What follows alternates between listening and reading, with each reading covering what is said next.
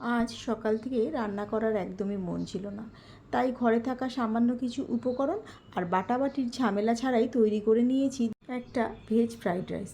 তার জন্য নিয়ে নিয়েছি এখানে বাসমতি রাইস, আর সেটাকে আধ ঘন্টা আগে ভিজিয়ে রেখেছিলাম। আর নিয়ে নিয়েছি গাজর, বিনস, কাজু বাদাম, আর মশলার মধ্যে নিয়ে নিয়েছি এলাচ, লবঙ্গ, দারচিনি, 5-6টা গোটা গোলমরিচ আর তেজপাতা। এখন গ্যাসে একটা কড়াই বসিয়ে দিয়েছি, তার মধ্যে দিয়ে দিলাম ঘি, আর ফোড়নের জন্য দিয়ে দিচ্ছি তেজপাতা আর গোটা গরম মশলা। এবারে দিয়ে দিলাম কেটে রাখা সবজিটা, দিয়ে দিচ্ছি সামান্য পরিমাণে নুন, দিয়ে এপিট ওপিট করে উল্টে পাল্টে একটু ভেজে নেব। এখন গ্যাসে ফ্রাইড রাইসের ভাতটা তৈরি করব, তার জন্য জলের মধ্যে দিয়ে দিলাম বেশ খানিকটা নুন। সবজির মধ্যে দিয়ে দিচ্ছি কাজু কিশমিশ, সব কিছু দিয়ে আবারও বেশ ভালোভাবে মিশিয়ে নিয়ে কাজু কিশমিশটাকে সবজির সাথে আবারও একটু উলটপালট করে ভেজে নেব।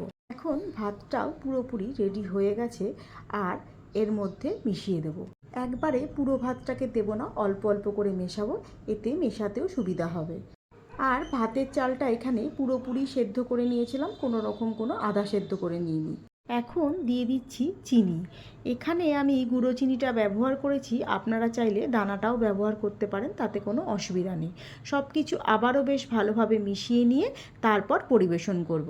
আর এখানে আমি 2 চামচ মতো চিনি ব্যবহার করেছি, আপনারা আপনাদের প্রয়োজন অনুযায়ী মিষ্টিটা ব্যবহার করবেন।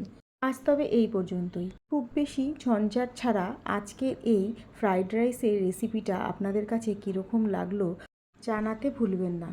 যদি ভালো লেগে থাকে তাহলে লাইক, কমেন্ট, শেয়ার করে পাশে থাকার অনুরোধ রইল।